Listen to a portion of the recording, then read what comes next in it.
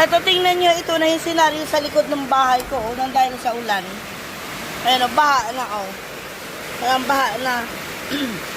Ganyan, ang taas na ng tubig. Ito, taas na ng tubig. Buti lang mataas yung ano ko. Mataas yung sahig ko. Pero ano na talaga yan o. Ayan o. Naano na yan sa balon eh. Dahil sa taas ng tubig. Ayan na yun o. Nabaha na. Nabaha na. So, yan na yun. Yan na yung pinaka-senaryo ng likod ng bahay ko. Tingnan natin sa harap. Kasi, nagkikidlat eh. Taas na rin ang tubig, oh.